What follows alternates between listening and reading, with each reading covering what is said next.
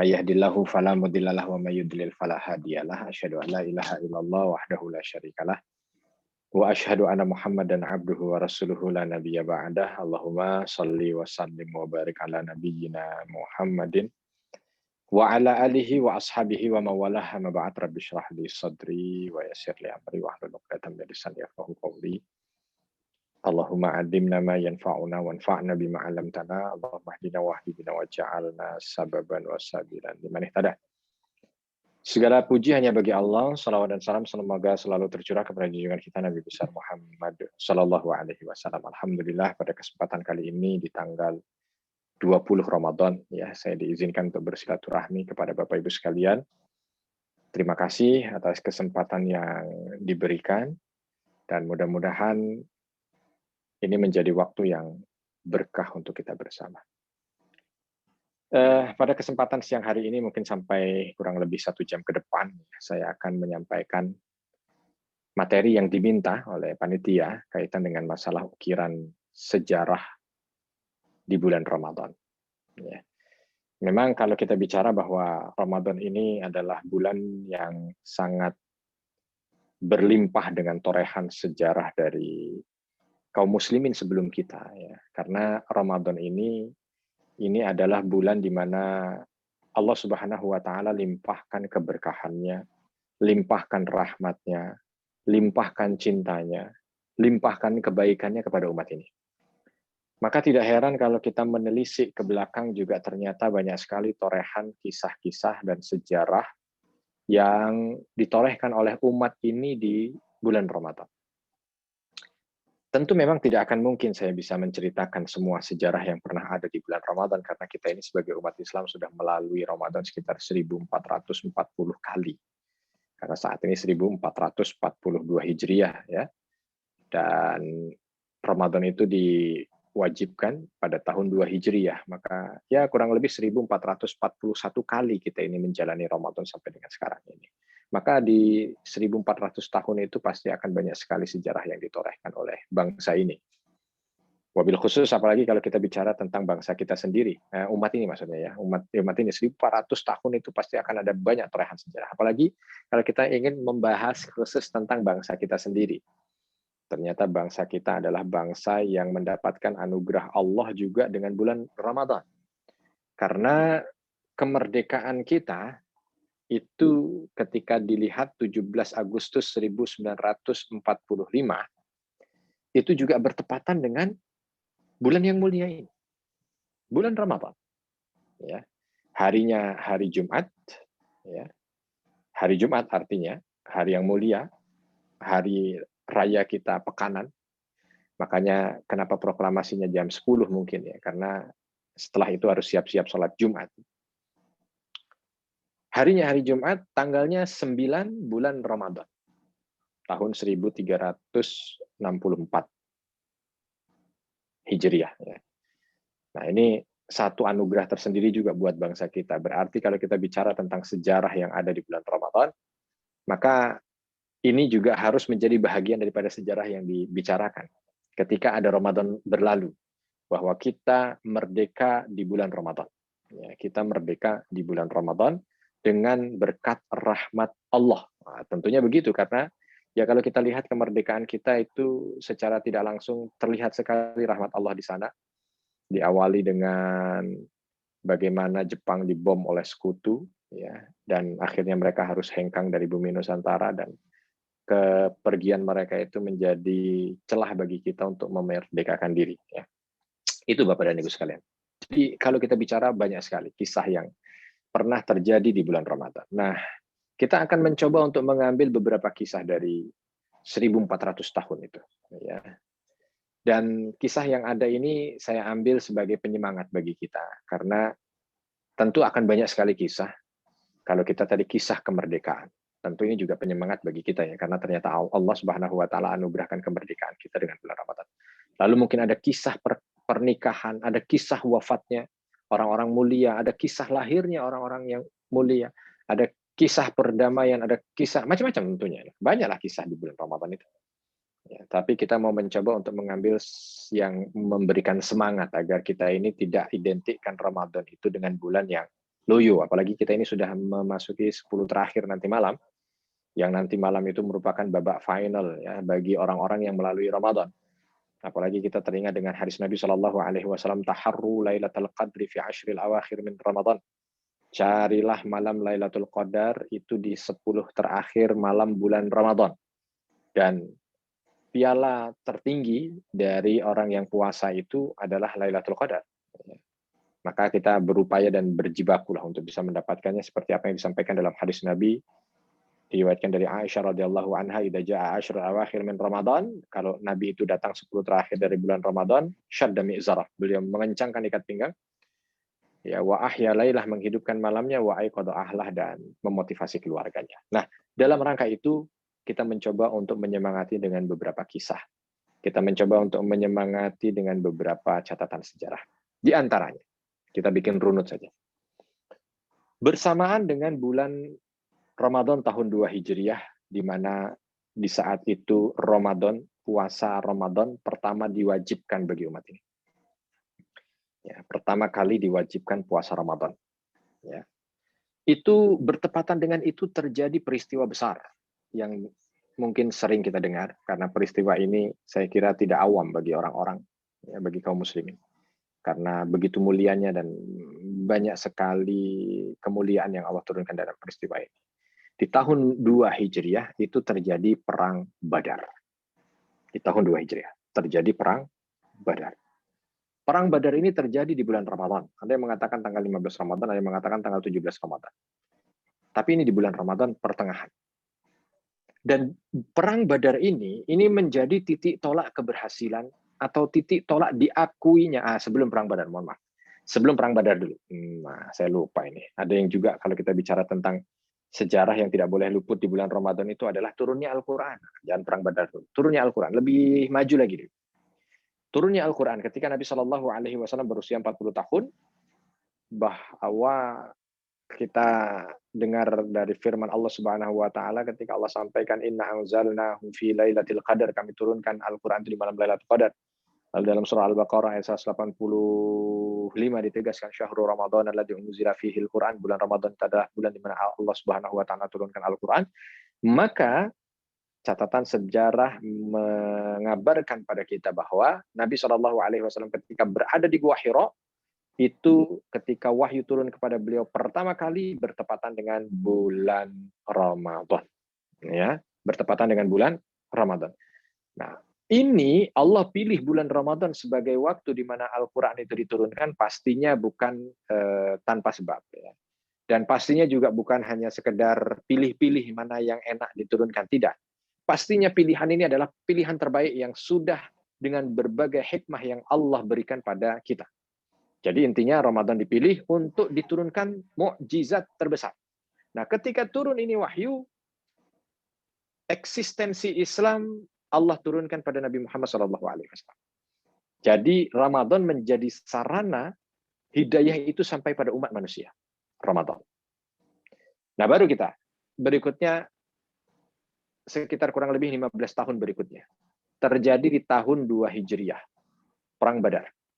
Kalau tadi eksistensi Islam itu turun ke bumi, maka Perang Badar adalah pengakuan eksistensi Islam di tanah Arab setelah di Mekah dan Madinah, ya, khususnya Mekah dan Madinah.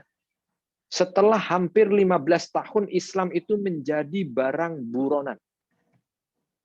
Setelah 15 tahun Islam itu selalu terusir, terzolimi, terintimidasi, teraniaya. Di bulan Ramadan tahun 2 Hijriah itu Allah tetapkan Islam di Mekah dan Madinah.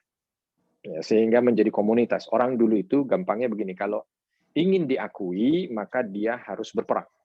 Kalau dia menang perang, maka dia diakui. Kalau dia tidak menang perang, maka dia akan dirampok atau dirampas dari atau oleh pihak yang menang perang. Ya.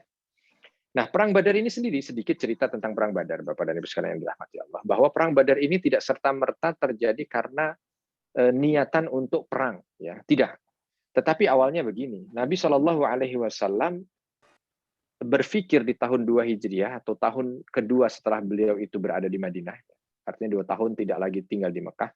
Beliau itu melihat banyak sekali sahabat-sahabat yang pergi dari Mekah menuju ke Madinah, yang disebut sebagai kaum muhajirin itu datang ke Madinah tidak membawa barang apapun, hanya membawa badan saja. Padahal mereka yang datang bukan tidak punya harta. Kadang ada di antara mereka itu yang saudagar, kadang di antara mereka itu yang pekebun, kadang di antara mereka macam-macam. Berarti kalau mereka datang ke Madinah itu hanya membawa badan saja, maka dengan kata lain mereka meninggalkan rumah mereka di Mekah, mereka meninggalkan harta mereka di Mekah, meninggalkan ontak mereka di Mekah, meninggalkan kebun mereka di Mekah, meninggalkan emas mereka di Mekah. Dan ketika ditinggalkan itu, maka menjadi barang rampasan Quraisy. Nabi berpikir, alangkah tidak adilnya dan alangkah kasihannya sahabat-sahabatnya yang datang dari Mekah. Sehingga mereka harus berada di Madinah dengan kondisi tidak mampu dan tidak memiliki apa-apa. Oleh karena itu, ketika Nabi Shallallahu Alaihi Wasallam di tahun kedua Hijrah itu mendengar bahwa kafilah dagang Quraisy dipimpin oleh Abu Sufyan itu melakukan misi dagang menuju ke Syam, ke utara, maka Nabi kala itu menyampaikan pada sahabat-sahabatnya, maukah kalian, tentunya dari kaum muhajirin ya, yang berasal dari Mekah, maukah kalian mengambil barang dagangan kalian? Mengambil hak harta-harta kalian yang kalian tinggalkan di Mekah. Lalu para sahabat muhajirin yang datang dari Mekah ini mengatakan, mau wahai Nabi. Tentu mau, karena itu hak kami, itu barang kami. Tapi bagaimana kita mengambilnya? Nabi mengatakan bahwa barang dagangan kalian atau barang harta kalian, barang dagangan kalian, ontak kalian itu sekarang sedang dibawa oleh Abu Sufyan ke Syam untuk dijual. Maka sekembalinya dia dari Syam, kita akan ambil hak kita di tengah jalan. Kita akan datangi mereka di Badar, lalu kita akan ambil hak kita. Jadi bukan merampok ya, mengambil hak. Para sahabat kali itu menyetujui, ada sekitar 80 sahabat muhajirin. Ketika mereka menyetujui, mereka mengatur strategi, maka mereka bersiap untuk berangkat. Nah, ketika mereka bersiap untuk berangkat itu, sahabat-sahabat yang ada di Madinah, yang asli Madinah, yang disebut sebagai Ansor, itu mendengar apa yang akan dilakukan oleh Nabi. Maka mereka datang kepada Nabi. Ya Rasulullah, apa yang ingin dilakukan oleh sahabat-sahabat kami dari Muhajirin? Lalu Nabi mengatakan, kami ingin mengambil hak kami yang diambil oleh orang-orang Quraisy, yang dirampas oleh orang-orang Quraisy. Bagaimana caranya, wahai Nabi? Kami akan berangkat ke Badar. Karena kafilah dagang Abu Sufyan akan lewat di sana ketika pulang dari Syam. Maka kami akan mengambil hak kami. Saat itu orang-orang Ansar mengatakan, wahai Rasul, ikut sertakan kami dalam misi ini. Maka Nabi mengatakan, tidak wahai Ansar, kami tidak ingin memberatkan kalian. Kalian sudah menerima kami di sini, itu sudah luar biasa. Sungguh nikmat bagi kami. Kami tidak ingin membebani lebih dalam lagi bagi kalian. Sehingga kalian harus terlibat. Kita tidak tahu apakah akan ada peperangan yang akan merenggut nyawa di sini. Tapi sahabat-sahabat Ansor kala itu mengatakan, tidak wahai Rasul. Muhajirin adalah saudara kami, kebahagiaan mereka kebahagiaan kami, dan sedih mereka sedih kami. Maka ketika ada kebutuhan di antara mereka, kami akan bergerak maju di garis depan. Singkat cerita, Nabi Shallallahu Alaihi Wasallam kala itu mengiyakan dan menyetujui. Maka dikumpulkanlah oleh Sa'ad bin Mu'adz kala itu. Pimpinan orang-orang Ansor, terkumpul kurang lebih hampir sekitar 220 sahabat. Bayangkan, yang diantar 80, yang ngantar 220. Ya, yang ngantar lebih banyak, dan itu lumrah saja biasa dalam kita ya, dalam budaya kita ya. Orang mau berangkat haji juga kan begitu. Yang berangkat haji cuma satu, yang ngantar kadang-kadang 5 mobil, 10 mobil, bahkan 2 bis gitu ya. Yang berangkat padahal cuma satu. Itulah seperti Muhajirin dan Ansar. Berangkat menuju ke Badar, tapi Nabi berangkat dengan diam-diam. Sehingga Abu Sufyan tidak mengetahui, sehingga misi itu bisa dilakukan dengan cepat, kalau bisa tanpa pertumpahan darah. Berangkat menuju ke Badar. Ketika sampai di Badar, Nabi sampai duluan. Maka Nabi mengatur strategi supaya tidak terlihat, supaya tidak ketahuan, supaya apa? Hanya diutus beberapa orang saja. Badar itu, Bapak Ibu, nama sebuah tempat. Ada banyak riwayat yang menyebutkan asal-muasal kenapa disebut Badar. Ada yang mengatakan bahwa dulu tempat ini dimiliki oleh seorang yang bernama Badar bin Hakam. Ya, maka anak keturunannya menamai tempat itu dengan nama Badar. Ada yang mengatakan bahwa disebut Badar karena di situ ada sumur, dan sumur itu disebut sumur Badar. Maka disebut Badar. Makanya banyak jalur perdagangan itu yang melintas di situ, ada berhenti di sumur itu, di mata air itu. Ada yang menyebut Badar ini adalah nama lembahnya. Disebut Badar karena seolah seperti bulan, maka disebut lembah Badar. Ada yang menamakan bukitnya itu disebut Bukit Badar, dan lain sebagainya. Tapi intinya daerah itu adalah daerah Badar. Nabi ada di seputarannya sambil seolah mendekat ke sumber air, sumur itu, sehingga nanti ketika terjadi sesuatu bisa menguasai tempat itu.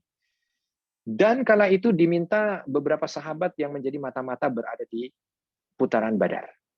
Tapi tidak menunjukkan pasukan yang jumlahnya 300. Abu Sufyan mendekat. Dan Abu Sufyan, kalau kafilah zaman dulu itu biasanya sebelum kafilahnya lewat, itu selalu ada mata-mata yang datang terlebih dahulu, melihat kondisi jalanan di depan. Aman atau tidak, apakah ada perampok, apakah ada kejahatan, apakah ada hambatan dan halangan serta rintangan. Nah, ketika mendekat ke Badar, mata-matanya balik dan mengabarkan Badar aman, tidak ada masalah, tidak ada pergerakan, tidak ada apa-apa.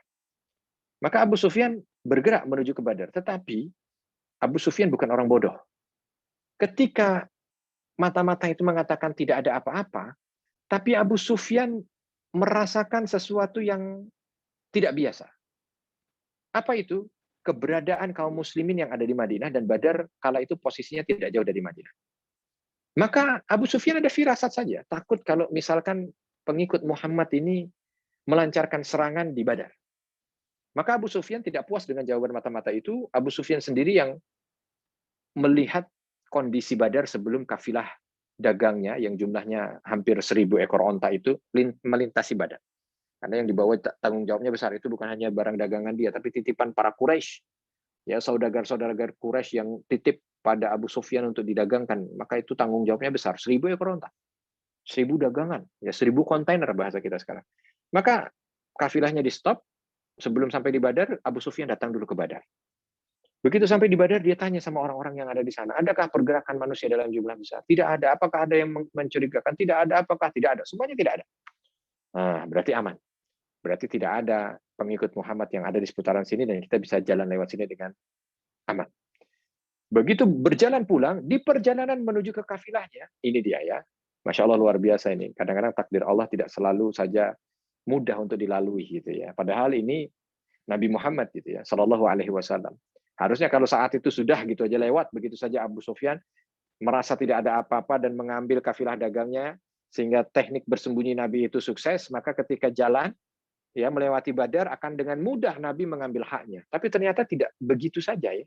Karena tiba-tiba ketika Abu Sufyan ini jalan pulang, di perjalanan pulang itu beliau diperlihatkan di atas padang pasir itu ada kurma, ya setengah kurma, ya setengah sudah dimakan, setengah belum dimakan.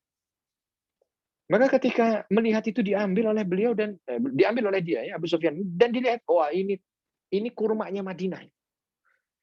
Maka kemungkinan besar bahwa pengikut Muhammad datang ke sini untuk melancarkan aksinya. Maka langsung bergegas ya. Kan kalau kita lihat kan bisa saja itu kurma dikubur aja oleh angin gitu sehingga tidak terlihat, sehingga Nabi kan mudah melakukan misinya. Tapi ternyata tidak begitu, sahabat. Ya. Dan inilah dia, dan ini terjadi di bulan Ramadan. Allah ingin meneguhkan iman orang beriman itu dengan Ramadan gitu. Kalau misal itu kurma ditutup dengan pasir, lalu misi bisa dijalankan dengan mudah, artinya di tengah bulan Ramadan itu kaum muslimin tidak perlu bersusah payah sehingga mengeluarkan effort yang lebih ya, sehingga Ramadannya seolah nanti menjadi lemah dan letih. Ya, itu bisa saja, tapi ternyata tidak. Karena Allah ingin menunjukkan bahwa Ramadan itu bulan perjuangan. Allah ingin menunjukkan bahwa Ramadan itu adalah bulan semangat gitu. Maka ditunjukkan oleh Allah, justru ditunjukkan pada Abu Sufyan. Ketika Abu Sufyan tahu, maka dia segera balik, dan itu tidak diketahui oleh Nabi Shallallahu Alaihi Wasallam para sahabatnya, karena dia lihat Abu Sufyan berangkat dan dia balik lagi seolah tidak tahu. Oke, kalau gitu kita bersiap. Abu Sufyan tidak tahu keberadaan kita. Di saat Nabi menunggu itu, justru Abu Sufyan menjalankan strateginya dengan mengirim seseorang untuk segera sampai di Mekah, mengabarkan pada orang yang ada di Mekah bahwa pasukan dagangnya akan diserang oleh Muhammad, maka minta bantuan pasukan yang bisa disediakan dalam waktu cepat, dalam jumlah besar, sehingga bisa membantu kafilah dagang itu. Dikirim utusannya ini. Sambil Abu Sufyan mengatur strategi juga lewat jalan lain, ya, supaya kafilah dagang yang 1.000 ekor onta ini tidak terganggu oleh Muhammad dan pengikutnya. Dan Abu Sufyan masih yakin bahwa Muhammad dan pengikutnya tidak mengetahui kalau dia tidak tahu. Sehingga mereka masih menunggu di Badar, maka Abu Sufyan memanfaatkan itu sehingga mengambil jalur lebih barat lagi, menyusur laut untuk lewat lepas dari intayan Nabi. Dan betul saja, ketika utusan ini sampai di Mekah, dikabarkan, gempar Mekah, lalu diterima oleh Abu Jahal kala itu. Lalu Abu Jahal mengumumkan kepada seluruh penduduk Mekah agar mengikut keadaan darurat bahwa barang dagangan mereka akan diserang oleh Muhammad, maka dalam waktu 1 hari mereka harus segera mengumpulkan pasukan. Nggak boleh lebih lama. 1 hari harus segera mengumpulkan pasukan, setelah itu langsung berangkat menuju ke Badar. Singkat cerita, terkumpullah 1.000 orang. 1.000 orang dengan senjata lengkap. Dan keesokan harinya langsung berangkat menuju ke Badar. Abu Sufyan terbebas karena lewat jalur laut. Sedangkan Nabi kala itu menunggu di Badar. Kedatangan Abu Sufyan. Hari pertama yang harusnya lewat, ditunggu tidak lewat. Mungkin besok, hari kedua, ditunggu tidak lewat. Maka dikurung utusan, coba kamu mendekat ke sana, ke arah kafilahnya Abu Sufyan. Begitu didatangi kafilah itu, tempatnya ternyata sudah tidak ada dan mereka sudah tidak ada di sana.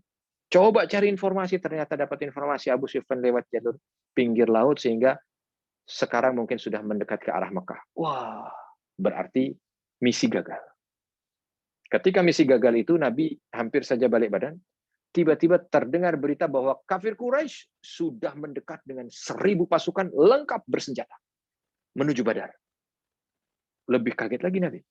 Dikagetkan karena Abu Sufyan lolos, yang kedua dikagetkan karena pasukan ini datang dalam jumlah besar. Bisa saja Nabi pulang, tapi ketika pulang pasti akan menimbulkan prahara karena mereka akan menyerang Madinah. Sedangkan Nabi kala itu masih menjadi tamu seolah dalam tanda kutip, baru 2 tahun di sana. Maka apa kata orang Madinah nanti kalau tiba-tiba Nabi sudah menimbulkan peperangan yang jumlahnya itu besar dan ini mungkin akan menimbulkan masalah ya. Maka Nabi kala itu berijtihad menghadang pasukan kafir Quraisy itu di Badar itu. Tetapi ternyata kondisinya juga lain. Ya, pasukan yang datang itu dalam jumlah jauh lebih besar, senjata lengkap, sedangkan kaum muslimin kala itu jumlahnya tidak seberapa, hanya 300 orang. Senjata juga bukan senjata perang. Ya, karena memang tujuannya bukan perang kan. Kalau perang beda, Bapak Ibu. Kalau orang mau perang, itu senjatanya, kudanya sudah disiapkan kuda perang dengan pakaian perang. Dianya juga sudah pakai baju besi dengan baju perang. Senjatanya juga senjata perang. Ini Nabi tidak. Bahkan 300 orang itu ontanya jumlahnya hanya 5. Kudanya hanya 7. Sisanya jalan kaki. Dan pakai pakaian biasa, karena memang bukan mau perang. Senjata yang dibawa juga senjata hari-hari saja, senjata biasa, bukan mau perang, ingin mengambil hak. Maka pertempuran ini pertempuran yang sangat tidak imbang. Sampai membuat Nabi SAW di malam hari sebelum besoknya terjadi pertempuran itu, beliau berdoa sampai mengguncangkan badannya. Sehingga terjatuhlah ridanya. Sampai dipeluk oleh Abu Bakar As-Siddiq radhiyallahu anhu. Ya Rasulullah, ya Rasulullah. Kenapa? Karena Nabi betul-betul menghadapi peristiwa ini dengan tiba-tiba, ya, tidak diduga sama sekali. Sehingga terlontar kalimat dari lisan Nabi, ya Rab, ya Allah, ya Rahman, ya Rahim, kalau tidak kau tolong orang-orang beriman ini esok hari untuk berperang melawan musuhmu, dan kalau kami kalah maka tidak akan ada lagi orang yang menyembahmu di atas muka bumi ini, ya Rab. Sampai begitu terus doanya. Sampai akhirnya Allah turunkan jaminan, Allah akan turunkan bala bantuan. Dan ketika terjadi peperangan, ya, betul saja, karena itu bulan penuh berkah. Semangat yang luar biasa itu mendatangkan pertolongan dari Allah. Ya, sehingga dalam beberapa ayat di dalam Al-Quran disebutkan pertolongan itu berupa datangnya malaikat, ya. Sehingga pertemuan itu, singkat cerita, panjang ceritanya, cuman kan ada beberapa kisah juga yang akan kita ceritakan, bukan hanya sekedar Badar saja. Tapi intinya akhirnya kaum muslimin diberikan kemenangan, dan kemenangan itu kemenangan yang spektakuler, ya, karena mulai dari situ Mekah dan Madinah itu dan seputarannya, artinya suku-suku yang ada di seputaran Mekah dan Madinah itu mulai melek. Oh, ternyata Muhammad ini nggak bisa disepelekan. Oh, ternyata Muhammad dan pengikutnya ini tidak bisa dipandang sebelah mata. Kenapa? Karena Quraisy saja yang katanya jago perang itu kalah. Padahal Quraisy jumlahnya 3 kali lipat, padahal Quraisy dengan senjata lengkap, padahal Quraisy siap. Kalah. Di situ banyak panglima-panglima perang terkenal. Ada Abu Jahal panglima perang terkenal. Ada Utbah, ada Syaibah, ya, ada Umayyah bin Khalaf.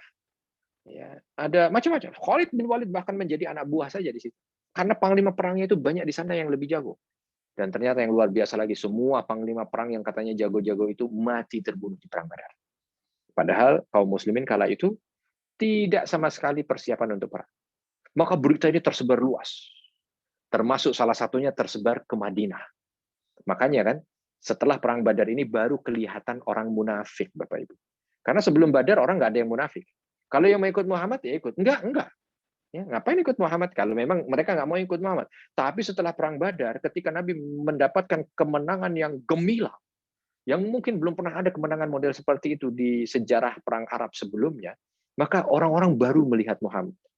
Muhammad baru disebut, diceritakan di seputaran itu, maka termasuk orang-orang di dalamnya seolah mau mencoba untuk mendekat kepada Muhammad. Tetapi ya ada di antara mereka yang munafik. Tapi intinya begitu, kemenangan ini terjadi di bulan Ramadan. Maka Ramadan bukan bulan untuk loyo, Ramadan bukan bulan untuk KO, Ramadan bukan bulan untuk leha-leha, tapi Ramadan itu adalah bulan kemenangan. Maka wajar sekali kenapa dulu para pendahulu kita, pendiri bangsa kita ini mengambil momen Ramadan, karena mungkin terinspirasi dengan Badar. Badar itu kalau dilihat dari teori mungkin nggak menang, tapi ternyata menang. Sama kita juga begitu, mungkin kalau dilihat dari teori mungkin kita nggak merdeka, tapi ternyata merdeka. Maka kenapa banyak sekali para ulama-ulama terdahulu menyarankan bagi mereka-mereka yang menginginkan untuk bisa mendapatkan kesuksesan dengan keterbatasan usaha yang ada pada mereka, jadikan Ramadan sebagai momen. Karena keberkahannya akan menghantarkan pada kesuksesan, walau mungkin mata manusia mengatakan itu mustahil. Apalah itu ikhtiar dan usaha? Kan mungkin ada orang yang punya hajat gitu ya. Mungkin semua orang mengatakan, susah kamu. Lakukanlah di Ramadan. Maka insya Allah Allah Subhanahu Wa Taala akan akan memberikan kebaikan. Nanti kita akan cerita pada momen-momen berikutnya. Itu momen yang pertama, momen Ramadan. Momen yang kedua, yang juga terjadi bulan Ramadan, ya, adalah Fathu Makkah lah. Kita langsung loncat saja. Ada beberapa yang kita lewat, ada perang Khandaq kita lewat, perang Ahzab kita lewat. Ya, kita langsung ke Fathu Makkah. Fathu Makkah ini terjadi pada tahun 8 Hijriah, artinya 6 tahun setelah perang Badar. 8 Hijriah, pada tanggal 20 Ramadan, bertepatan dengan hari ini berarti. Ya, apa itu Fathu Makkah? Fathu Makkah itu artinya pembebasan Mekah, di mana Nabi Shallallahu Alaihi Wasallam membawa kurang lebih 10.000 sahabat kala itu masuk ke kota Mekah dan membebaskan Mekah, menghancurkan semua berhala yang ada di Mekah, dan setelah itu membuat seluruh penduduk Mekah beriman kepada Allah. Itu yang disebut dengan Fathu Makkah. Surahnya itu ada dalam surah Al-Fath. Inna fatahna laka fatham mubina. Ya, kami bukakan kepadamu dengan pembebasan yang nyata. Gitu ya. Pembebasan gemilang. Itu terjadi di bulan Ramadan. Dipilih oleh Allah Subhanahu Wa Taala di bulan Ramadan. Ada sejarah sebelum terjadi Fathu Makkah ini yang menjadi preambul atau menjadi muqaddimah dari Fathu Makkah. Ya. Di antaranya diawali dengan perjanjian Hudaybiyah. Lalu setelah itu orang-orang kafir ini mengkhianati perjanjian Hudaybiyah. Sehingga ketika mereka mengkhianati perjanjian Hudaybiyah, Nabi Shallallahu Alaihi Wasallam tidak bisa mentolerir pengkhianatan ini, dan pengkhianatan ini terjadi menjelang bulan Ramadan. Maka di bulan Ramadan, Nabi bersegera untuk memberikan pelajaran pada orang-orang kafir, sehingga sekaligus momen itu, karena momennya Ramadan, bukan hanya sekedar memberikan pelajaran pada orang kafir, tapi ternyata berhasil untuk membuka Mekah, sehingga Mekah kala itu mampu untuk bisa diislamkan. Itu sejarah yang kedua.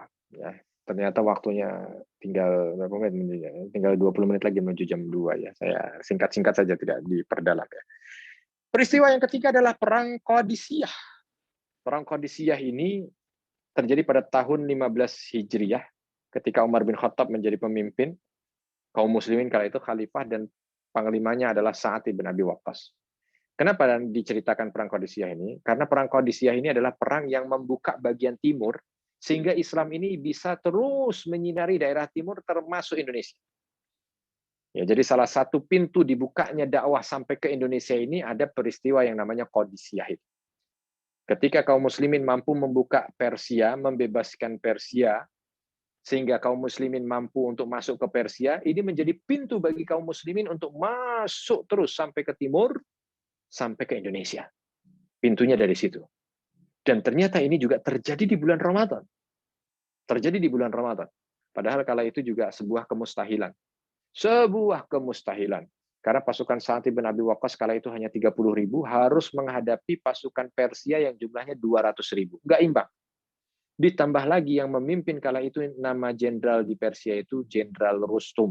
Jenderal Rustum adalah jenderal yang tidak pernah ada jejak kalah dalam peperangan. Bahkan Romawi sendiri kalau berperang harus menghadapi Jenderal Rustum, dia harus menyiapkan pasukan 2 kali lipat lebih besar. Kenapa? Karena dahsyatnya jenderal ini ketika berperang. Ditambah lagi pasukan gajah yang jumlahnya hampir 100. Ya, wah pokoknya luar biasa lah. Makanya Jenderal Rustum ketika mengetahui berapa orang Arab pedalaman itu yang akan melawan kita, hanya 30.000 jenderal. Kalau begitu santailah. Saya tidak perlu terlalu sulit-sulit lah untuk melawan mereka. Santai saja. Mereka hadapi dengan segala remeh-temehnya, sedangkan kaum muslimin kala itu ketika Sa'ad bin Abi Waqqas berpidato, menyampaikan pada pasukannya untuk bergerak menuju ke Qadisiyah dengan jumlah yang sangat terbatas itu, dalam pidatonya disebutkan, dalam penggalan pidato. Mereka sebutkan, kalian tahu kalian berada di bulan apa? Kata Sa'ad bin Abi Waqqas. Dijawab, tahu wahai Panglima, kami di bulan Ramadan. Kalian tahu kemuliaan bulan Ramadan? Tahu wahai Panglima. Kalian tahu sejarah bagaimana yang telah diukir oleh kaum muslimin bersama dengan Nabi Muhammad, bersama dengan Abu Bakar, dan bersama dengan Umar di bulan Ramadan? Tahu wahai Panglima.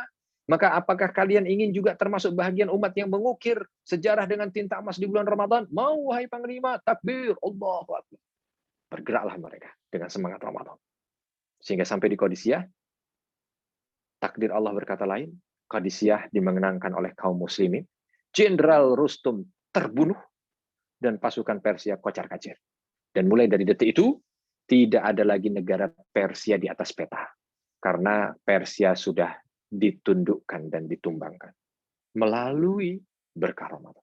Makanya Sa'ad bin Abi Waqqas mengatakan, tidakkah kalian tahu kalian berada di bulan apa? Tahu wahai Panglima, bulan Ramadan. Tidakkah kalian tahu apa yang sudah ada pada bulan Ramadan dari kemudian? Tahu wahai Panglima. Tidakkah kalian mendengar apa yang sudah ditorehkan oleh umat ini pada masa Nabi, masa Abu Bakar dan Umar bin Khattab dari sejarah yang ditorehkan dengan tinta? Tahu wahai Panglima. Apakah kalian ingin menjadi bagiannya? Mau wahai Panglima. Maju. Ramadan. Mungkin Sa'ad bin Abi Waqqas juga tidak akan sepede itu kalau tidak terjadi di bulan Ramadan. Tapi karena terjadi di bulan Ramadan, itu pembukaan sebelah timur, pembukaan sebelah barat. Kalau Bapak Ibu pernah ke Andalusia, Andalusia dulu pernah dipimpin oleh Islam dan memimpin dunia. Tidak kurang hampir 800 tahun lah kalau kita mau bikin bulatnya. Islam menyinari Andalusia dan kala itu Andalusia betul-betul menjadi mercusuar dan pusat ilmu, pusat kemajuan, pusat peradaban. Dan itu dibukanya oleh Tariq bin Ziyad. Itu pada perang Guadalete ketika beliau melawan orang-orang Visigoth ya yang dipimpin oleh Raja Radrik, itu perang terjadi di bulan Ramadan.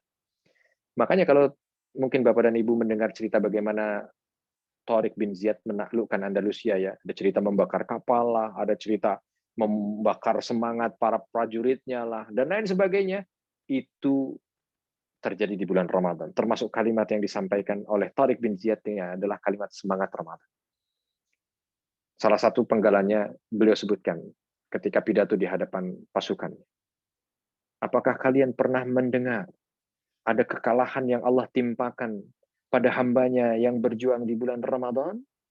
Maka ketika telinga kalian mendengar ada kekalahan yang terjadi di bulan Ramadan, maka itu adalah tipu daya. Tidak pernah umat ini dikalahkan di bulan Ramadan dan kalian beruntung. Kalian berada di daerah ini, di tanah ini di bulan Ramadan. Maka itu adalah pertanda dari Allah, tanah ini akan diamanahkan untuk kalian. Masya Allah. Luar biasa. Luar biasa itu. Ramadan menjadi semangat lagi. Sehingga betul dibukakan oleh Allah tanah Andalusia. Bukan sekedar dibuka saja, tidak, tetapi dimakmurkan. Belum pernah Eropa sebelumnya mendapat kemakmuran seperti itu, walau bahkan di tangan Romawi dan Yunani. Tetapi ketika Islam masuk, betul-betul kemakmuran, betul-betul merata di setiap lini kehidupannya, sehingga kala itu Eropa menjadi pusat peradaban. Dan ternyata cerita Ramadan juga tidak berhenti sampai di situ. Kalau kita pernah dengar kekejaman pasukan yang pernah tercatat sejarah yang menghancurkan dan memporak-porandakan dunia di masanya. Tidak ada jengkal tanah yang dimasuki kecuali dihancurkan. Karena dia tidak ingin mengambil, tidak ingin merampas, apalagi memakmurkan. Inginnya hanya menghancurkan. Kalau menguasai satu tempat, tempat itu dibakar, semua penduduknya dibunuh, ya, ditusuk dengan tombak, disalib, pokoknya intinya dihancurkan. Habis itu dia pergi. Masuk lagi dihancurkan, pergi. Masuk lagi dihancurkan, pergi. Orang dulu kalau menjajah, masuk satu daerah, dia berhasil untuk buka dan berhasil untuk jajah, biasanya tempat itu dia keruk gitu, dia sedot seperti lintah, tapi nggak dihancurkan. Ya. Tapi dia keruk, dia sedot seperti kita dijajah Belanda, dijajah Inggris, dijajah Jepang, kan begitu. Kalau Islam tidak pernah begitu. Islam tidak ada masuk satu tempat itu nyedot seperti lintah darat, itu tidak ada. Seperti lintah, tidak ada. Yang ada Islam ketika masuk satu daerah seperti tadi. Buka Persia, Persia dimakmurkan. Sehingga tidak pernah mereka semakmur seperti apa yang ketika mereka itu dipimpin oleh Islam. Andalusia dimakmurkan. Syam, Romawi, Bizantium dimakmurkan. Karena memang begitu budayanya Islam. Tidak menjadi penjajah, tapi menjadi pembuka, ya, yang membebaskan. Justru membebaskan. Kembali ke tadi cerita tentang satu peristiwa yang pernah dialami dunia, yang kala itu dunia tercatat dengan sejarah kelamnya, karena pasukan ini ketika masuk ke satu tempat pasti akan menghancurkan, dan menghancurkan. Siapa pasukan ini? Pasukan ini berasal dari bumi Tatar, pasukan Mongol. Masuk satu tempat, hancur. Satu tempat, hancur. Cina, dia hancurkan. Begitu juga Islam, dia hancurkan. Maka tidak ada sejarah peradaban yang tercatat dari peradaban dunia ini ketika dia bersentuhan dengan Mongol, kecuali pasti ada kehancuran yang diciptakan oleh Mongol.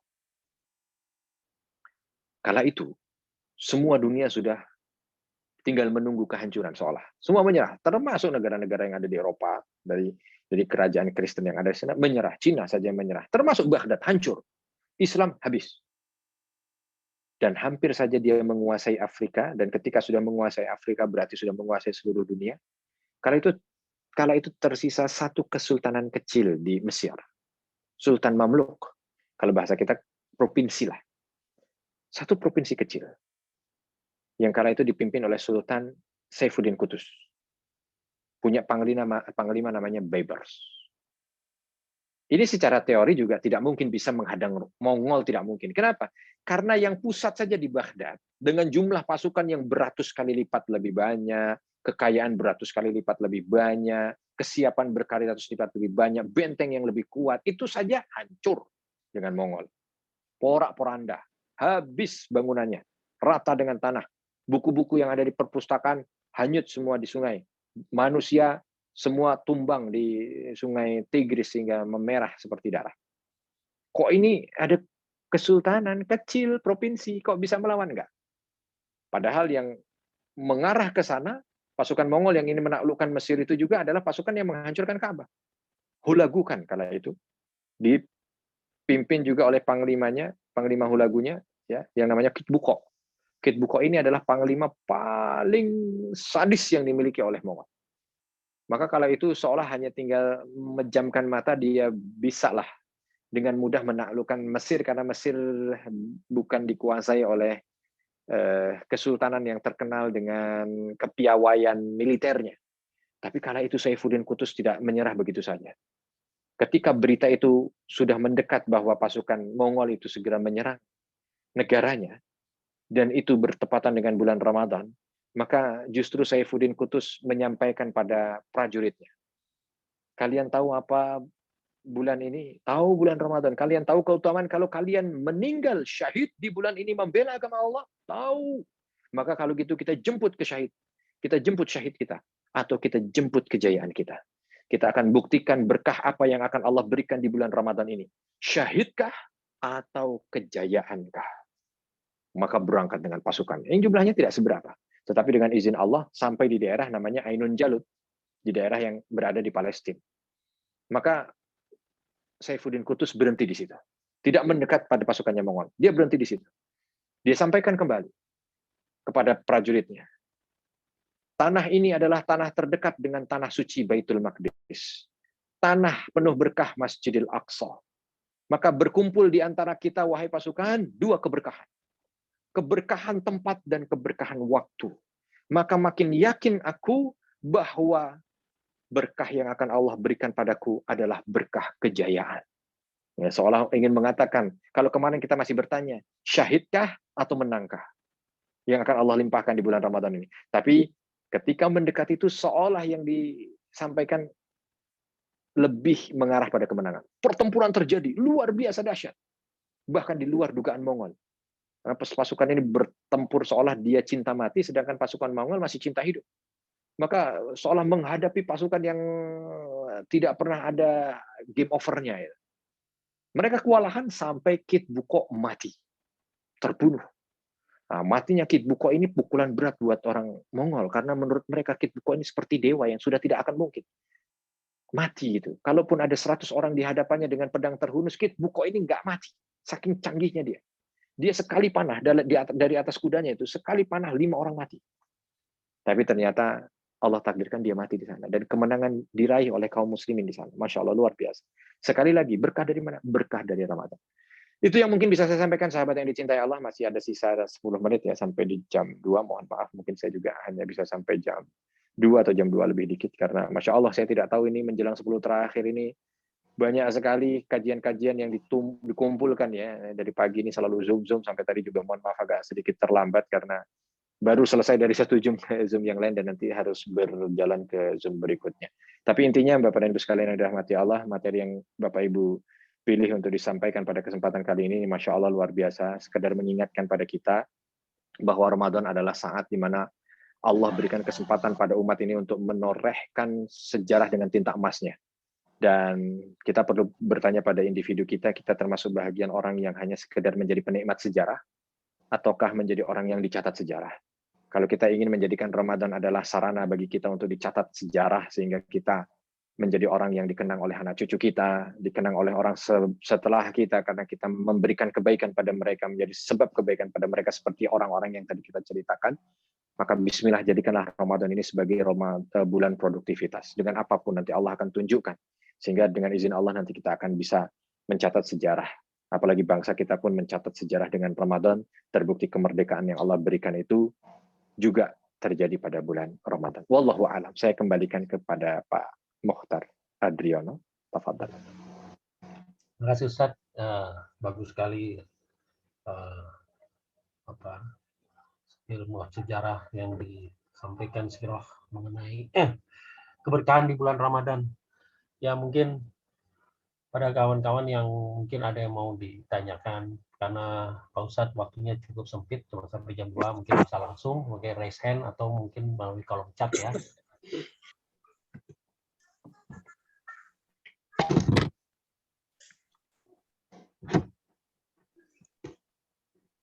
Assalamualaikum warahmatullahi wabarakatuh. Ya, waalaikumsalam warahmatullahi wabarakatuh. Terima kasih Pak Ustadz atas tausiahnya. Banyak yang bisa dipetik dari deretan peristiwa yang terjadi pada Ramadan yang tadi Ustadz sampaikan. Alhamdulillah, insya Allah bisa memperkuat keimanan kita bahwa amin, Allahumma amin. Apa yang sedang terjadi saat itu dalam benar-benar mengalami satu proses yang penuh dengan kemasan ya, jam kemasan. Terkait dengan peristiwa-peristiwa yang terjadi pada masa lalu itu Pak Ustadz, di mana Islam mencapai masa gemilang sehingga sampai sebesar saat ini. Tapi kondisi saat ini terlihat perkembangan Islam dan umatnya seolah sedang mengalami kondisi yang justru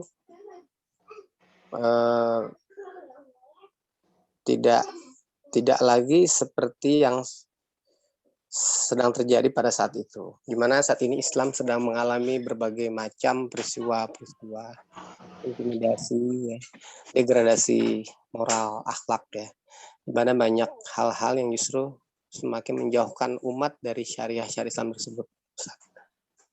Ya. Kira-kira apa yang harus kita lakukan ya Ustadz, yang menghadapi kondisi saat ini di mana banyak sekali terjadi contoh-contoh yang justru kontraproduktif ya, berpotensi melemahkan iman seseorang atas keadaan-keadaan yang terjadi saat ini. Kira-kira kenapa bisa begitu Pak Ustadz? Dan apakah itu memang sudah tertulis dalam sejarah dalam Al-Quran bahwa nantinya Islam ini akan mengalami kondisi-kondisi yang justru semakin melemahkan Islam, melemahkan keyakinan itu, dan bagaimana cara kita mengantisipasinya Ustadz? Itu aja Pak Ustadz yang bisa saya tanyakan singkat. Mohon maaf kalau ada kesalahan-kesalahan. Assalamualaikum warahmatullahi wabarakatuh. Waalaikumsalam warahmatullahi wabarakatuh. Baik, saya mohon maaf kalau kurang bisa menyimpulkan pertanyaannya karena tadi panjang sekali. Tapi intinya mungkin saya jawab sesuai dengan apa yang saya tangkap, Bapak ya. Ya, nanti kalau kurang ya silahkan nanti dilengkapi. Ya, kalau pertanyaannya itu, kalau kita dengar tadi kok ceritanya begini, sekarang kondisi kayaknya tidak begitu. Lalu bagaimana kita menyikapi lah gitu ya.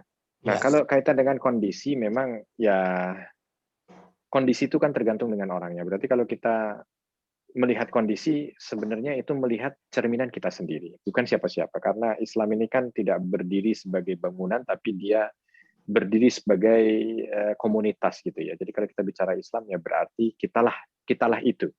Jadi kalau kita itu mungkin miris, mungkin sedih melihat kondisi, berarti ya kita sedih melihat kita. Secara tidak langsung ya kita mau akui atau tidak, kita melihat kita. Walaupun kan banyak orang Islam yang lain, tapi ya termasuk kita juga gitu. Artinya bagaimana menyikapinya minimal diawali dari diri kita. Kita pribadi saja, kita perkuat benteng akidah kita. Kita perkuat benteng keyakinan kita, kita perkuat benteng keimanan kita. Kita makin mendekat kepada Allah Subhanahu wa taala. Nanti dari kita baru ke keluarga kita. Kalau keluarga kita sudah, insya Allah, kalau semuanya berpikir seperti itu, maka insya Allah kita tidak terlalu jauh dulu. Bagaimana negara kita? Saya kira nanti dulu lah. Atau bagaimana umat Islam di dunia? Kalau cara berpikir yang benar, kita tidak melihat jauh, nanti lupa dengan kita. Nah, lebih baik kita memulai dari kita. Kita mulai dari kita pribadi dulu. Kita perbaiki segala apa yang ada pada kita. Kita perbaiki akidah kita, kita perbaiki tauhid kita, kita perbaiki ibadah kita. Kita perbaiki sholat 5 waktu kita perbaiki puasa kita perbaiki zakat infak kita perbaiki segala yang menjadi kewajiban kita perbaiki, ditambah dengan sunnah-sunnah kita, perbaiki bacaan Quran kita, perbanyak bacaan Quran kita, sholat sunnah dikerjakan, ya berbuat baik kepada sesama dan sebagainya. Kalau ini sudah nanti melebar ke keluarga dan lain sebagainya. Insya Allah kejayaan akan Allah hadirkan. Itu yang pertama. Nah, yang kedua, apakah ini termaktub di dalam Al-Quran? Tentu kalau Al-Quran akan berbicara mujmal ya, atau umum. Ya. Secara teknis yang kecil Al-Quran tidak bicara. Tetapi hadis menerangkan. Dan memang kalau kita lihat di saat kita telaah hadis-hadis akhir zaman, memang ada kondisi-kondisi yang sudah disampaikan oleh Nabi. Dan itu merupakan firman Allah atau wahyu Allah juga gitu kan. Hanya memang bentuknya hadis. Nah, memang kondisi seperti ini sudah disampaikan bahwa nanti ya akan ya seperti yang mungkin sudah sering didengarkan, kalian akan menjadi santapan orang-orang. Lalu para sahabat bertanya, apakah kami dikit kala itu wahai Rasul? Tidak, kalian banyak, tapi kalian seperti buih di lautan. Lalu bagaimana nanti kondisi-kondisi umat Islam mendekati akhir zaman sebelum Dajjal datang, ketika Dajjal datang, ketika Al-Mahdi nanti datang memerangi, ketika Nabi Isa diturunkan, ketika Ya'juj dan Ma'juj, sampai akhir dunia memang sudah ditegaskan di dalam hadis ya. Nah, memang kondisinya pasti sesuai dengan apa yang disampaikan. Segala buruknya juga pasti sesuai, segala baiknya pasti sesuai. Tetapi itu semua bukan membuat kita untuk berputus asa tentunya, dan bukan membuat kita untuk langsung mengatakan, kalau gitu percuma, tidak.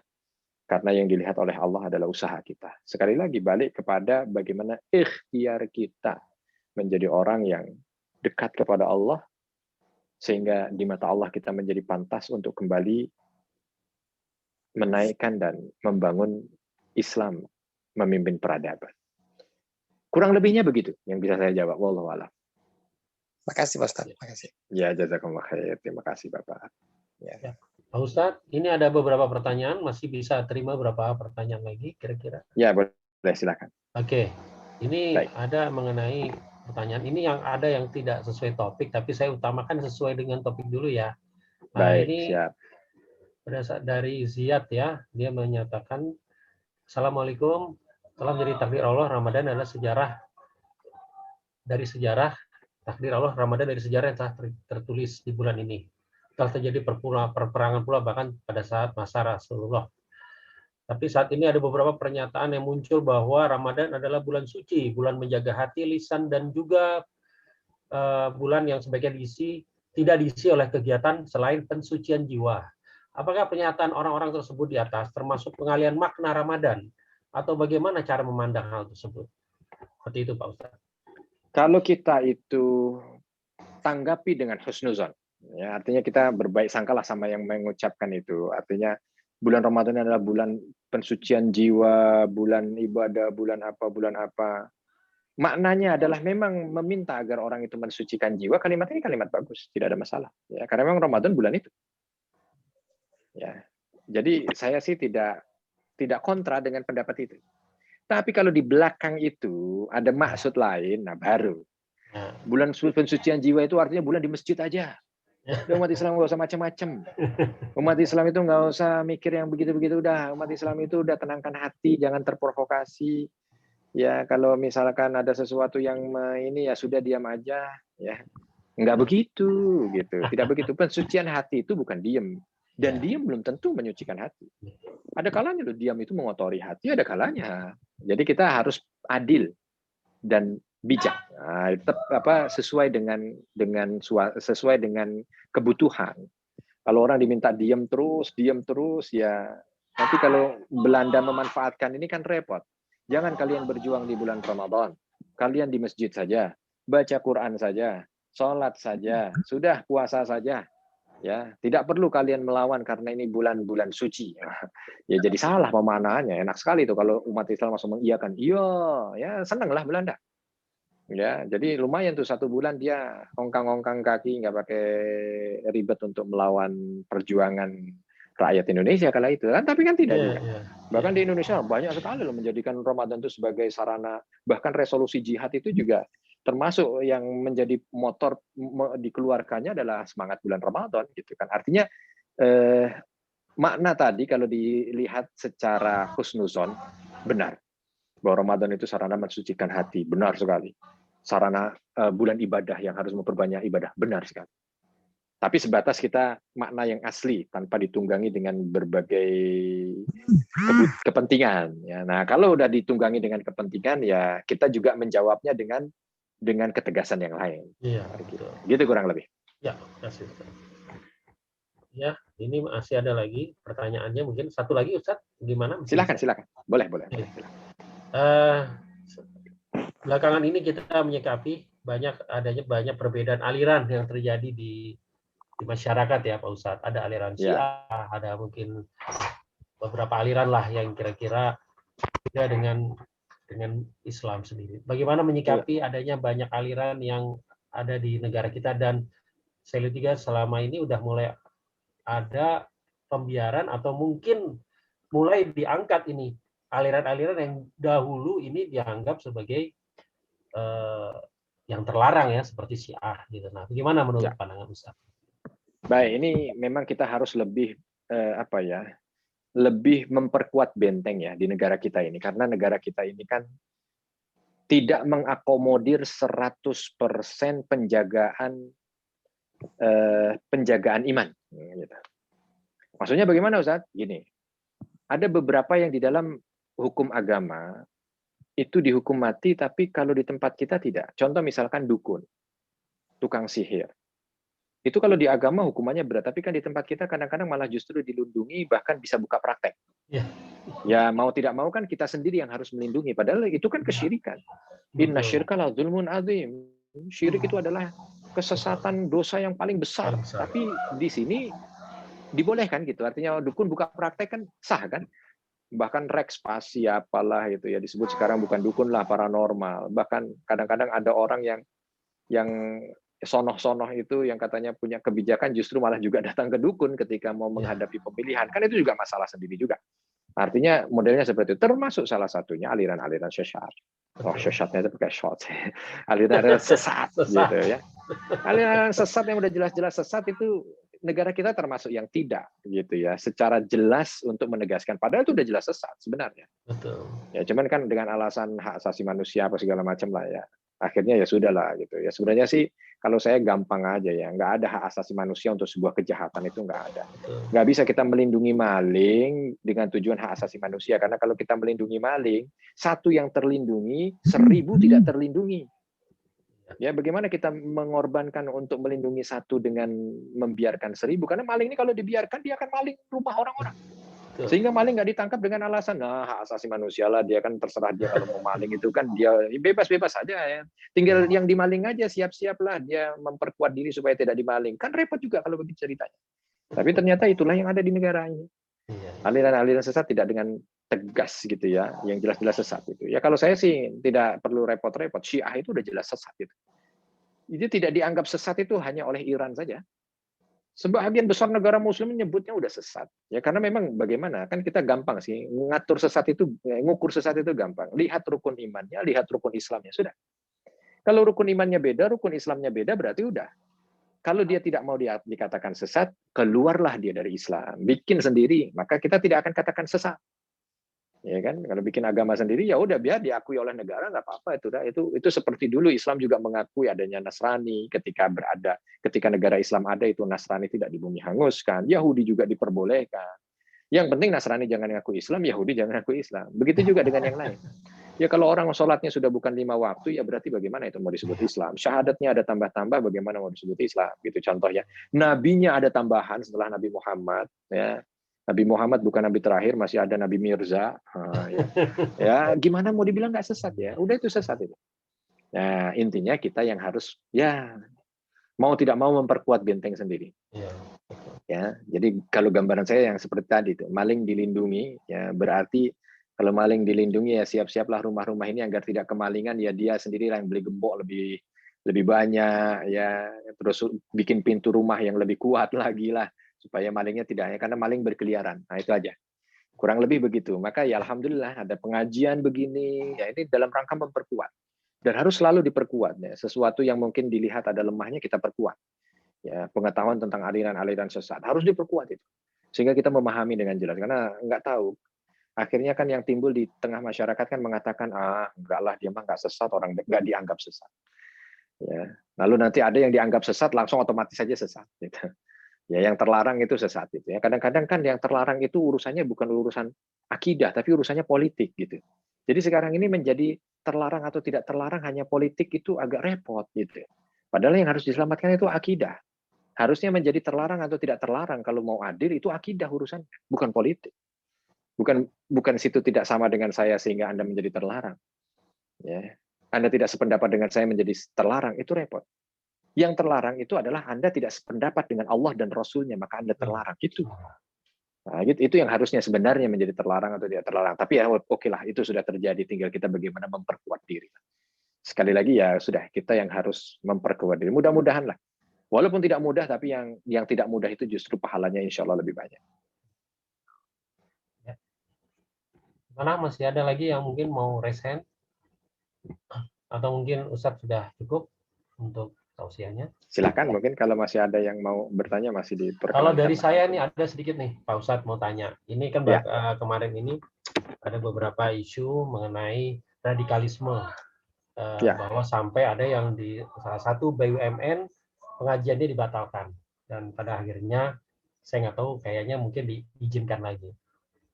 Pengertian radikalisme yang saat ini yang selalu digembar-gemborkan oleh beberapa dari pemerintah atau dari kalangan tertentu, ini seperti apa sih maknanya itu? Karena kadang-kadang kita ingin menjalankan sesuai Al-Quran dan hadis atau dengan sunnah, itu dibilang sebagai radikal. Nah ini makanya di momen Ramadan ini, dengan tadi saya mendengar cerita-cerita dari Ustadz yang begitu heroik dan berkah Ramadan luar biasa, saya pikir pernyataan-pernyataan masalah radikal ini, saya pengen tahu sampai sejauh mana sih disebut sebagai radikal. Apakah kita ingin menjalankan sesuai dengan sunnah dan Al-Quran disebut sebagai radikal, atau yang istilahnya kita sedikit-sedikit melenceng bisa diterima. Nah, itu bagaimana menurut Ustaz? Terima kasih. Nah, ya baik. Nah, ini dia, Pak. Nggak ada definisi khusus tentang radikal kan. Jadi jawabannya tergantung Bapak tanya pada siapa. Itu dia yang repot gitu kadang-kadang kita gitu kan. Karena tidak ada yang kalau kita itu bicara tentang satu ilmu, maka definisinya enak, definisinya jelas. Bahwa sholat misalkan adalah definisinya ini.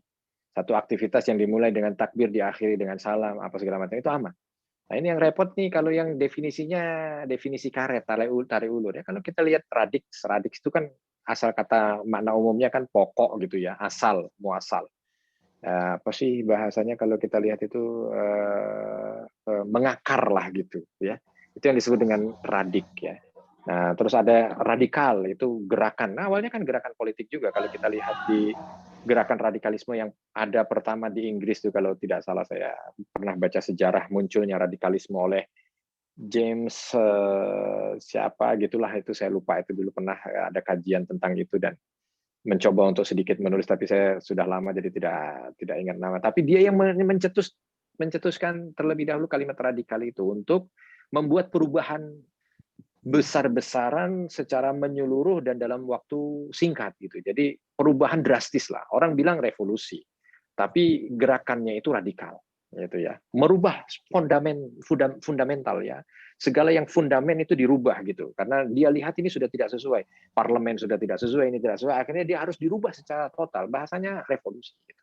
Tapi bahasanya digunakan radikal untuk merubah, yang dirubah itu jelas bahwa pondasinya yang dirubah. Nah, akhirnya kesini diarahkan kepada satu gerakan-gerakan yang ada nilai ekstrimnya, ekstremisnya, ada nilai kekerasannya, ada nilai terorisnya. Ya kalau itu mau didefinisikan sebagai radikal ya berarti kan mengerucut kan. Artinya radikal menurut kamus yang ada sekarang adalah pemahaman yang bukan urusannya politik lagi, tapi pemahaman yang ada kaitannya dengan apa, ekstremisme. Ya ada kayak secara ekstrim gitu ya, ada yang nanti ekstrim juga dilihat apa ini maknanya. Memang Islam tidak menyalahkan bahwa begini, Islam melegitimit menjadikan orang ekstrim itu salah, karena Islam bukan ekstrim. Dan di dalam Islam itu ada beberapa aliran ekstrim yang dihukumi kafir dan sesat. Syiah salah satunya. Itu ekstrim luar biasa. Ya. Lalu Khawarij yang berlawanan dengan Syiah sama-sama ekstrimnya. Betul. Luar biasa. Ekstremisme yang ada di antara mereka gitu kan. Nah, itu dihukumi kafir, artinya Islam mengiyakan kalau memang ekstremisme tidak boleh, memang Islam tidak ada ekstremisme. Betul. Iya kan? Terus kalau teroris ya Islam juga tidak ada teroris. Tidak. Ya, tidak ada kekerasan. Makanya tadi saya ceritakan ketika saya cerita perang jangan dibayangkan seperti Belanda dan Jepang. Nggak ada cerita Islam begitu. Islam masuk ke satu daerah itu pembebasan. Nanti kalau ada kesempatan boleh dikaji lagi itu bagaimana daerah-daerah yang dibebaskan Islam. Adakah catatan kezaliman di sana? Ya, itu yang perlu untuk menjadi telaahan kita bersama, karena Islam ketika membuka suatu tempat itu memakmurkan. Lalu kalau yang diartikan itu tidak toleran misalkan gitu ya, gerakan yang tidak toleran, ya kita jangan bicara teori, kita bicara fakta. Yang paling toleransi di atas muka bumi ini dari peradaban itu hanya Islam. Betul, hanya Islam. Ini saya tidak membual, tapi buka saja. Buka. Dari zaman apapun. Dari zaman Fir'aun lah, buka. Dari zaman Namrud, buka.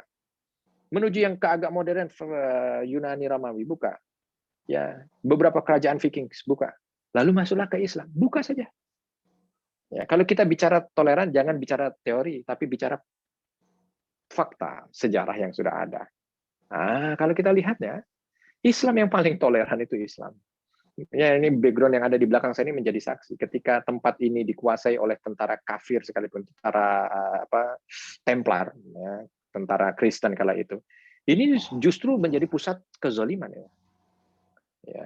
Wah, pokoknya segala bentuk kezaliman ada. Tapi ketika Salahuddin masuk, dikuasai kembali oleh kaum muslimin, luar biasa.